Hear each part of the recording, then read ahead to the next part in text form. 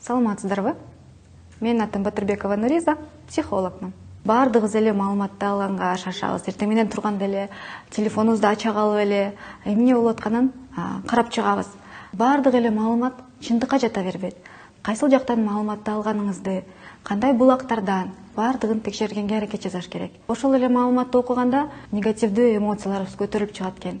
Денебиз ооруп баштайт экен. Стресс болгондо бардыгыбыз билебиз, башыбыз ооруп баштайт, чыңалып баштайт. Ошондой болбош үчүн убактыда туура бөлгөндү билиш керек. Маалыматты алганда дагы атайын бир эрежеси болуш керек. Туура булактардан алып атамбы, чындыкка дал келетпи ушул маалымат? Ошондой болсо, ошону алганга аракет жасаңыз. Кээде биз ошондой фейковый жаңылыктарды көбүрөөк угуп алып, көңүлүбүз түшүп калат. Анан башка бирөөгө айтып калат экенбиз.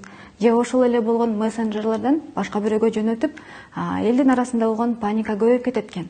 Ошондой болбош үчүн бардык маалыматты тактаганга, булактарын тактаганга аракетибизди кылышыбыз керек экен. Маалыматты эң негизгиси жаңылыктарды күндүн түшкү учурунда алсак жакшы болот экен. Анткени эртең менен турганда биз күндү кандай баштасак, кийинки күнүбүз ошондой болот экен.